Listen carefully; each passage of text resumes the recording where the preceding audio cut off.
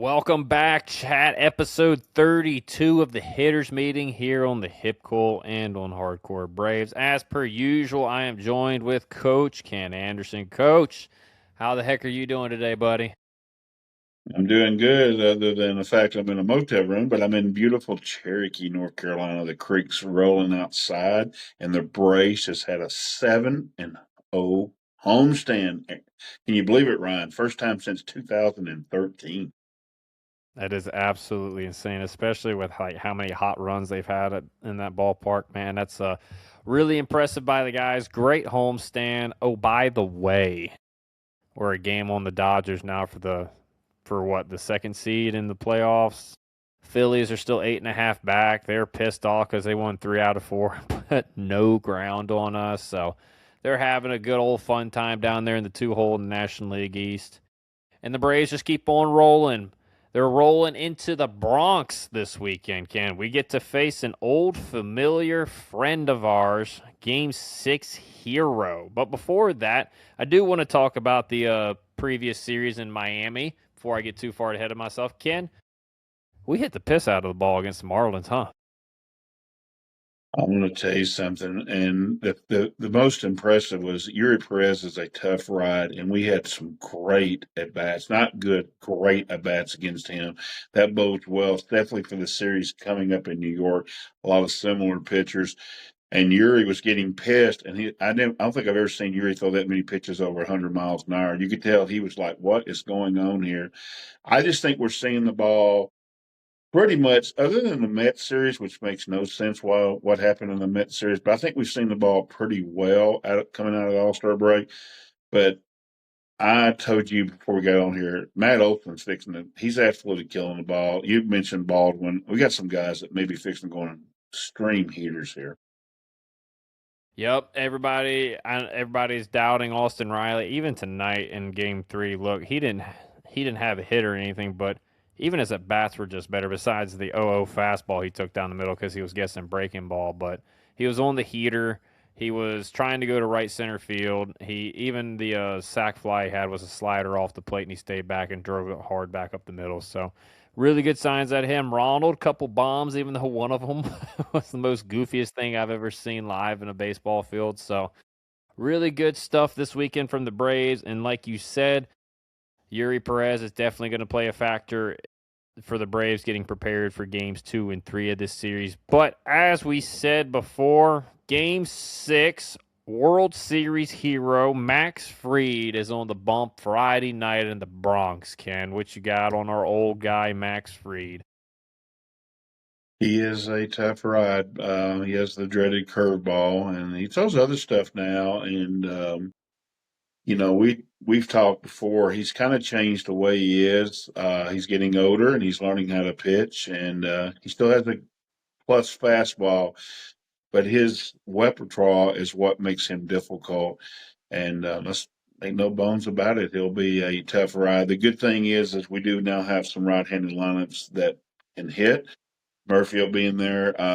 Thomas will be in there. Thomas looks great against left-handers, but you had pointed out before he does struggle against Max, so we'll see how he does.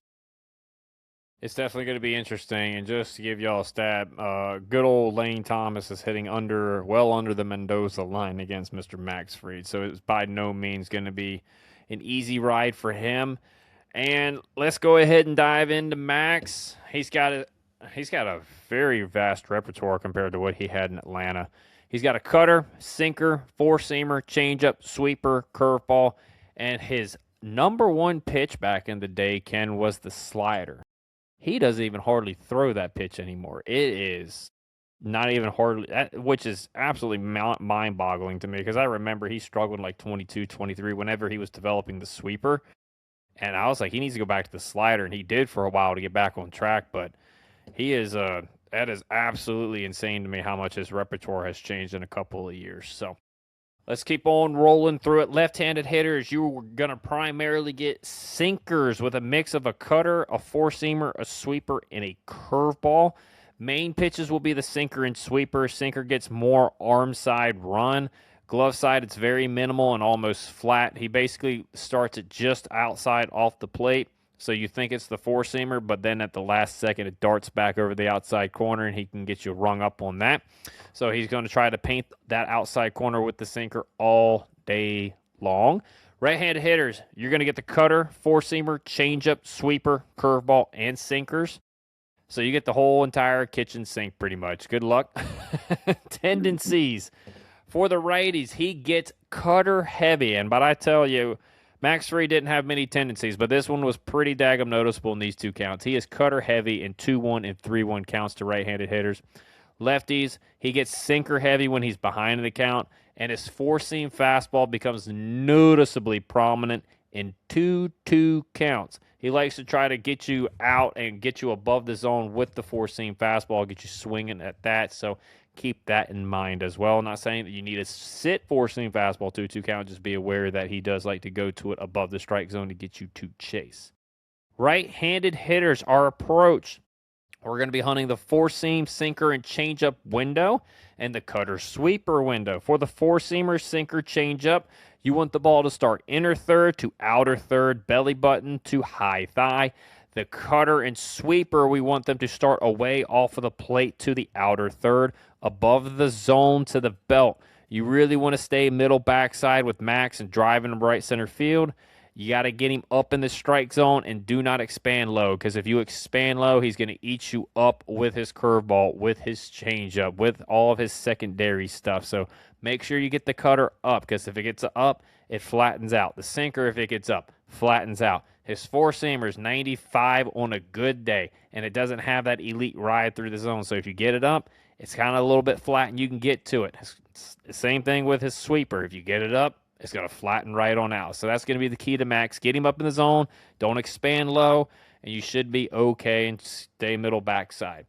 Lefties, we're going to hunt the sinker and sweeper windows. For the sinker, you want it to start, and I mean just a little bit off the plate. So not quite to the chalk line in the right-handed batter's box, but kind of in between the chalk and the corner.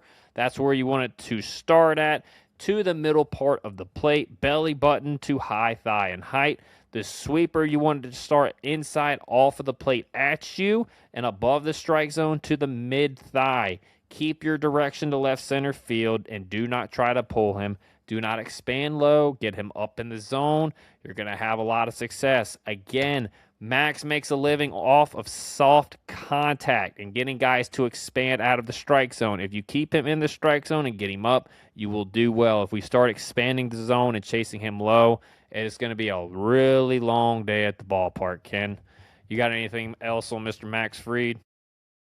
The thing is, you can't overswing against Max. So you need, like you said, the biggest point. I was thinking about. Got to hit the ball middle backside. And in Yankee Stadium, as a right-handed hitter, that's where you want to hit the ball anyhow. You want to drive the ball to right center and to right field. We should be able to do that. One other quick note against cutter pitchers, Mario Rivera he said he was in trouble in the World Series against Luis Gonzalez because Luis Gonzalez hits everything middle backside, and he couldn't get him out, and then Diamondbacks walked off for a World Series win. Not that we're going to win World Series here, but if we hit the ball middle backside, we will have success against Max. If we don't, he'll have success against us.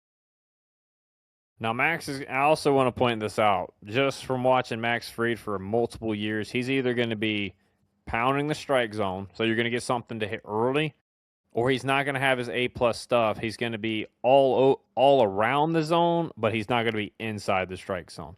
So you're gonna know which one you're getting pretty early, and if he's around the strike zone, get his rear end in the strike zone and do not expand. But if you're getting pitches that are hittable early, let it rip. I'm not saying to not work the pitch count, but I'm also saying to be aggressive on your pitches in your windows, because if you get him, you want to hit him. But if he's all over the place or just on the edges of the zone, bring him into the zone before you really commit on anything. Game two, Ken, which, by the way, chat, we're getting the three best pitchers if you haven't figured that one out yet. Game two, this old, golly, he's kind of getting up there in age now. He's coming off a Tommy John surgery. It's his first full season back. Mr. Garrett Cole, Ken. What you got on Mr. Cole? He's one of the best pitchers in this decade. He's going to face Chris Sale, who's also one of the best pitchers in this decade. My biggest concern with him, Ryan, and if we know anything about Garrett, the bigger the game it is in his eyes, the better he pitches. He gets more in the strike zone for one thing, and you don't think he's facing Chris Sale, how big of a game in his eyes it'll be, a little mano a mano. So we're going to get the best of Garrett Cole, in my opinion. So I'm interested to see what you say as far as hitting him. Well, I will say this on Mr. Cole. He still is very good, but if you want any silver lining, Chad, he's not as good as he used to be when he was in his early Yankee days and in those prime Houston Astro days. But he's still a very elite pitcher. He does, however, have a lot more simpler repertoire. So if I'm a hitter, I'm looking more forward to this than I would be facing Max Fried, who can come at you with 5 different pitches at any given point in the count. He has a four-seamer and a sinker. I will note that he only throws the sinkers to right-handed hitters, and it's very few and far between. So it's basically like if you're leaning out over the plate, he might bust you inside with one, and that's going to be about it. Slider, knuckle curve, there's the dreaded curveball, and changeup. Right-handed hitters, you're going to see the four-seam and slider mix, and you will every once in a while, like I said, see the sinker and curveball. Lefties, you're going to see the four-seam fastball and changeup with a mixture of the curveball and slider as well. His tendencies, he likes to throw the slider early in counts, and he tries to put the right-handed hitters away with his fastball. So righties, you're going to get sliders early, and then he's going to come back and try to get you out with the fastball. He does become reliant on the fastball in 2-1, 3-1, and 3-0 counts. I did pick up on that for a tendency. Lefties, there is a noticeable increase in his changeup usage in 0-1 and 1-1 counts. Not saying that that's the only count he throws it in, but when I say it's noticeable, every other count's like anywhere from 5 to 15%. These are like 55% changeups, and it's the only ones like that. So keep that in mind. If you want to go up there and you're saying you're in a 1-0 count, you get to 1-1, you might want to sit on the changeup for a pitch and just see what happens. Because if you get it and you get it up, you might be able to do some damage. All right, moving on to the approach for our right-handed hitters. We're going to hunt the fastball and slider window. For the fastball, you want it to start inner third to the outer third, belt to mid-thigh and height. The slider, we want it to start inside off of the plate to the outer third, belt to mid-thigh and height. Keep your direction to the big part of the field. Do not try to get pull happy. He is going to attack the top of the zone with his heater, and he's going to try to get you to expand away off the plate with the slider. Keep him in the zone, and you should do very well. Lefties, you're going to hunt the fastball and changeup windows, and of course the hanging breaking ball. For the fastballs, we want it to start inner third to outer third, belt to mid-thigh and height. If anything starts middle and further away and it breaks that way, take it. His changeup has a lot of run on it. When I tell you it has a lot, it's like 16 inches of run. So it can start down the middle and almost end up completely off of the plate. So that is why the changeup is a separate window. The changeup, we want it to start on the inside corner to the inner third, belt to mid-thigh. Again, anything that starts middle or further away and starts breaking that way, take it. It's going to be a ball off the plate every single time when he's on because that changeup has a lot of run to it. Keep your direction to left center field and do not try to pull it to the short porch. Make sure we're trying to go middle backside on him. Get the ball in the zone, and you should do very well. He does have a good fastball. He's going to pitch it up in the strike zone. I wouldn't look for it down, especially if you're whether you're right-handed or left-handed, because then he's going to try to get you to expand on those low pitches with his off speed, and that's how he's going to get you. So make sure you get the fastball up in the zone and you hammer the crap out of it when it's in the zone. Again, that's all I got on Mr. Garrett Cole. Do you have anything else? Again, I know you brushed over it, but when he gets focused in a big game, it's crazy. He got the Washington Nationals early, great offense. He threw a no-hitter into the sixth inning. I've always loved that about Garrett Cole. That's why he's one of my favorite pitchers. The bigger the game, the better he pitches, and he's going to think Chris Sale's a big game. We better come ready to play. That's all I'm saying. I do feel confident in this series a little bit better because we are swinging the bats so well, but I don't want the guys to get over anxious at the plate. Like, just trust your approach, keep your same game plans. You go in with the hitters meetings, get your game plan, go out there and execute it. Keep doing what you've been doing the last 7 games, and I think you're going to have a pretty good time of it. But I'll be honest here, chat. We're facing their best pitcher, arguably statistically, okay, in Game 3. But I think we have the best shot against this guy, Ken. Mr. Cam, I know Andrew has trouble saying his last name, Schlittler. Thank you, good sir. What you got on Mr. Cam Schlittler? He is their best pitcher this year just because the two guys are getting older, and he'll be probably the game one pitcher in their postseason, to be honest with you. But I'm going to jinx this probably. He's going to throw a no hitter against us because of all the pitchers, I think he's the one guy we can hit because he throws lots and lots and lots of fastballs. And I don't think anybody who just gears up and throws fastballs against us can beat us as long as we pitch well. So Granholm's pitch well. I think we'll beat him, kind of like the Jacob Mizorowski game. I feel confident that we can give Cam a tough time, but we'll see. I probably just jinxed us. He'll probably get a no hitter, but that's how I feel. Well, I mean, a guy with his stuff, he can go out there on any given night and possibly throw a no hitter. So don't feel bad. Don't think that you jinxed us. It could just happen regardless. But I will say this, chat. I got the scouter report on him. Okay, the Atlanta Braves delivered it to my desk, and I'm just gonna tell you, it's the guy who says that he throws nothing but effing gas. That's the scouting report. He throws nothing but gas. He's gonna throw fast, fast, and fastest. He's got his pitch mix is sinker and a slider that he never throws.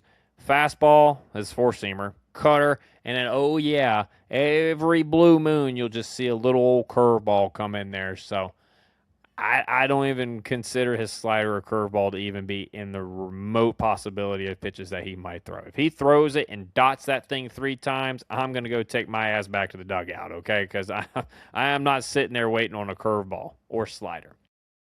All right, right-handed hitters, you're going to see the sinker, four-seamer, and cutter. You'll see some curveballs every once in a while. Lefties, you're going to get the four-seamer and cutters mostly. Every once in a while, he'll throw a sinker and curveball, but as you guys should have picked up throughout this year, if you're a right-handed pitcher and you got a lefty on the mound, you don't normally throw a sinker because it's easier for the lefties to kind of throw the bat head out at it and drive it to left center field.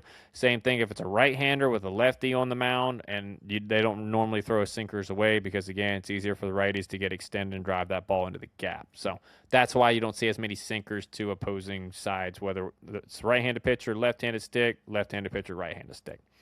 All right.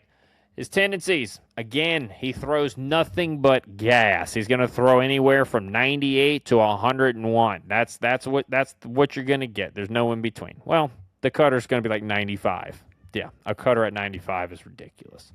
So our approach, we are going to hunt the 3 fastballs. The four-seamer, we want it to start high to belt. I wouldn't even say belt high. I would say high thigh to low thigh, inner third to outer third. That's where you want the four-seam fastball to start.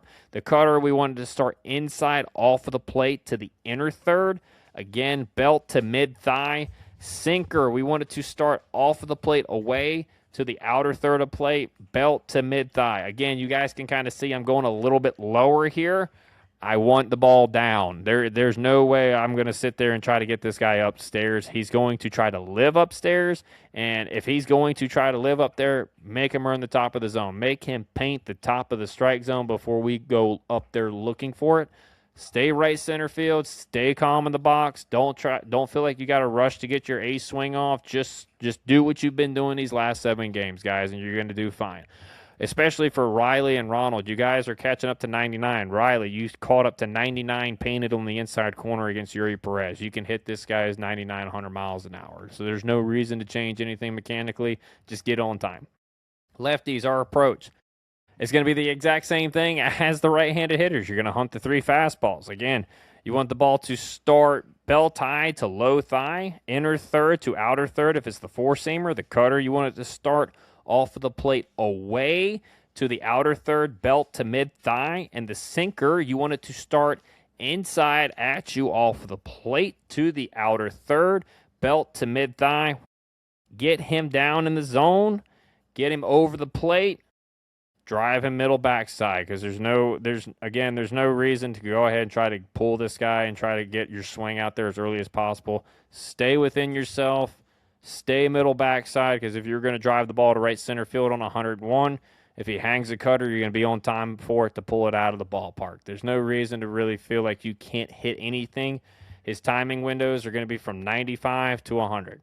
You guys can adjust to that in the blink of an eye. You're major league hitters. You're just going to have to read the ball. And if you have the right approach, you're going to be able to make the read, whether it's a cutter, a sinker, or a fastball. It's just a fastball. You guys are fastball hitters. That's why I'm very confident in this matchup with you guys. Don't let me down. Ken, you got anything else on Mr. Cam Schlittler? No, I like the fact that you touched on Ronnie and Austin. So we'll see how far they came. I mean, if they've come like me and you both think they have, they should have a good day against Cam. I'll be honest. I think they should have a really good series because for them, right center field's their key. That's their honey hole. When they're doing well, that's where they're driving the ball, and that's where their goals and eyesight should be this whole series because right center field's about 325 feet away, it seems like. So have a fun time in New York. Get some bombs. Get the ball up in the zone. Except against Schlittler, you want to get him down in the zone. He doesn't have any breaking balls that are going to trick you if they're down in the zone. He's going to throw cutter, sinker, fastball. And the sinker doesn't go down. His sinker is a freaking frisbee.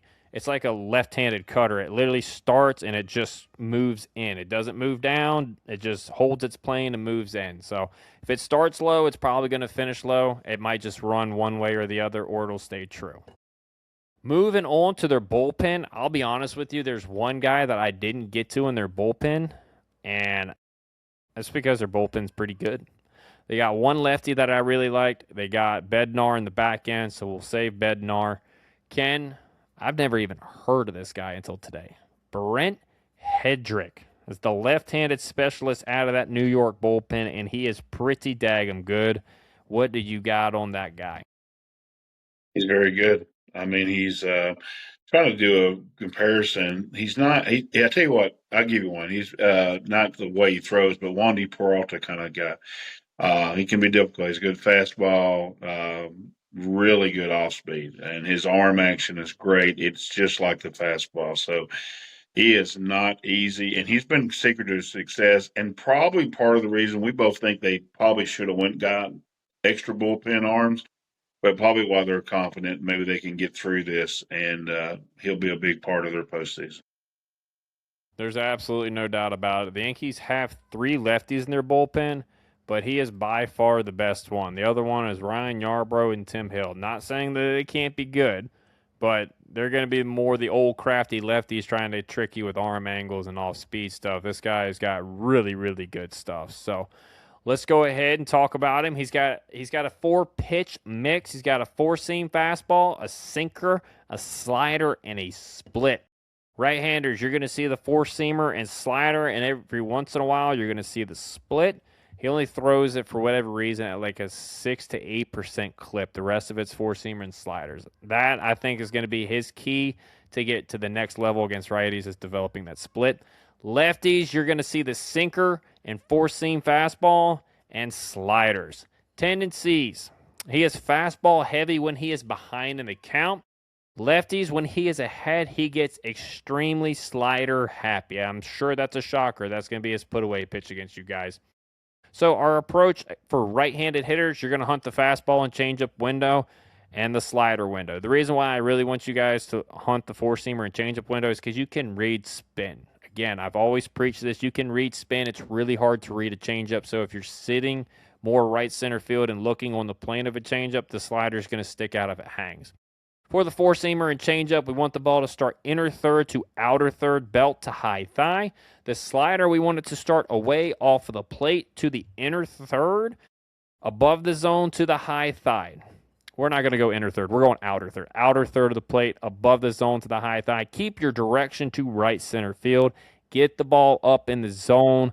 Do not expand corners or down in the zone. If you get the ball up on this guy, I'm pretty confident that you're going to do some damage against him because if you get the slider up, it's very hittable. His fastball is good, but it's only really good because people get messed up on his slider and his off-speed pitches. So if you eliminate them down in the zone and you start getting them up, you really take away his fastball as a weapon, in my opinion. Lefties, you're going to hunt the 4-seamer and sinker window and the slider window. For the 4-seam fastball and sinker, we want the ball to start belt to high thigh, outside corner to the middle of the plate. This guy's sinker is a true sinker. It has a little bit of a run back into the lefties, but it really sinks. It just drops straight down. So you want the slider to, let's see, we want the ball to start belt to high thigh. I was like, all right. The slider we want to start at us inside off the plate to the middle of the plate, above the zone to the high thigh. So keep your direction to left center field. That's going to keep you on the fastball, whether it's inside or it's down the middle and or away.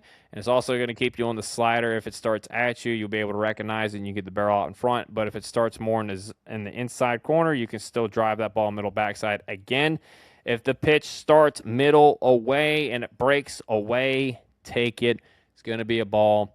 If you guys, again, get the ball up in the zone on this guy and a limit and get his off speed to flatten out, he's going to be not as good, and you're going to have some success against him. Ken, that is what I have on this gentleman. Do you have anything else on Mr. Brent Hedrick? No, that's spot on. Good job. All right, to the closer, Mr. David Bednar. God, I remember when he was just coming up, and now he's been in the league almost 10 years. Ken, what you got on Mr. Bednar? It's an interesting matchup between the closers. They're almost identical. The fact that they don't get noted for just the fancy coming in, just blowing you away like a Mason Miller or Duran or any of those like that, but they do a hell of a job. They know how to mix their pitches. They got good fastballs, but it's really fascinating to watch these two, and they both can be huge in the postseason. And Bednar, the fact that is they are going to allow guys to get on base, so you got to put the ball in play and have good at bats. We could actually do some damage against him, but he's tough, and he's going to be big for them going down the stretch as well. That he is. He has been actually really good for them. I was surprised because he kind of was iffy in the World Baseball Classic. I wasn't that impressed, but spring training, so I can kind of understand it. But he's really good, Chad. He's got a four-seamer that has 18 inches of induced vertical break. He's got a split, and he's got a curveball that is a true 12-6 curveball. So righties and lefties are going to see the exact same pitch mix. I mean, the splits are almost identical. He's a one of a kind. It's probably the first pitcher all year that has had identical pitch mixes to both sides of the plate. The tendencies is to lefties. With 2 strikes, he becomes a four-seam and split guy. He has thrown maybe 20 curveballs all season long in 2-strike counts to you left-handed hitters. So you get to eliminate 1 pitch on 2 strikes. I mean, I got you that, but otherwise it's good luck. Righties, our approach, we're going to hunt the four-seamer and split window, and of course the hang and breaking ball. For the four-seam fastball and split, we want the ball to start belt to high thigh from the inner third to the outer third of the plate. For the curveball, you want it to start above the strike zone to the belt and absolutely no lower, because if it starts inside the zone at like your high thigh, low thigh, mid thigh, it's going to fall out of the zone. It's going to be a ball. There is just no sense in chasing that pitch. So again, and it's true 12-6, so you don't have to worry about it breaking away from you. So you want the ball to start anywhere from the inner third to the outer third part of the plate.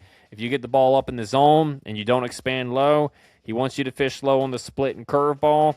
So keep your direction to right center field. He will also try to get you to expand on the fastball up out of the zone. So if you keep him in that zone where he's up in the strike zone, but he's not too far up where he's out, and you're not expanding low, you should have really good success off him. Lefties, it's the exact same approach because it's the exact same thing. There's nothing different with the approaches. Get the fastball up in the strike zone, keyword in the strike zone. Get the curveball to start above the zone. Same thing with the split. I mean, again, if you stay middle backside with this guy and you get the ball where you want it and you don't chase, you're going to have success. But again, these guys are really good. They are nasty.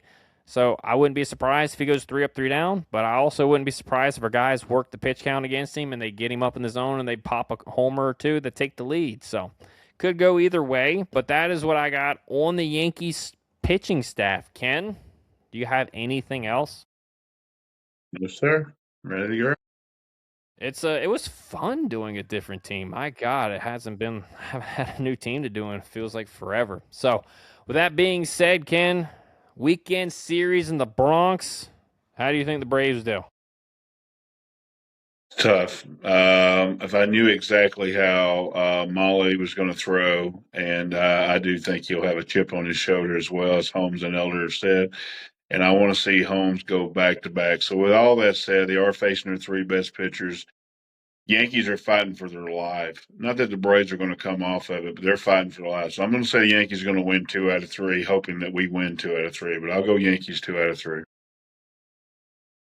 Ken, Braves were winning 2 out of 3, buddy. So, They're riding high, riding high. Not saying the Yankees can't Yankees. I mean, they have the advantage in every pitching matchup in this series. I just really like the way we're swinging the bats. That's why I'm going 2 out of 3. Let me tell you, if we were swinging the bats like we were coming out of the Mets series, there ain't no way I'd be predicting 2 out of 3. I would say we wouldn't be getting swept. But I like the way we're playing right now. Pitching staff for the Braves has been good. It's going to be interesting. You're going to have to tune in to see what Ken thinks about our new trade acquisition in Tyler Mahle. We also get a good old Chris Sale bump day in this series, so that'll be exciting as well. But we're not a pitching pod. We're a hitting podcast right here. So, Ken, who's going to be your pick to click in the Braves lineup this weekend? you're kind of stealing my thunder when you talked about him against Max. I'm going to go Ronald Acuna Jr., and tonight he hit a ball opposite field for a home run. When Ronnie's right, I think he could even be a little late on Cam and still hit the ball out of the ballpark. So I'm going to go Ronald Acuna Jr. I like it. Ken, there's just no way this dude doesn't come in this series and doesn't hit at least 2 or 3 tanks this weekend. I'm feeling it. And you're feeling it. You told me earlier in the pod you're feeling him getting hot. Matt Olson's going to have a nice weekend up there in the Bronx. I can see him having a fun day against Schlittler. I know he's good, but he can hit anybody's fastball, especially if he knows it's coming, and that's when he's going to know that fastball is coming. So I think Mr. Matt Olson's going to have a very nice weekend series. I was very close to taking Drake, too, because Drake's just this really good fastball hitter. But I think the Braves are going to have a good weekend. I really like your Acuna pick, especially if he really sits right center field and gets back to that even more. He's going to have a nice weekend, too. But with that being said, Ken, do you have any final thoughts before we get out of here? Starting to think Matty may go somewhere, get us to running near 50 homers by the end of this. He's getting zoned in. So I love your Matt Olson pick. I think he's going to be in the neighborhood of 45 for sure. At least 45 if he stays healthy.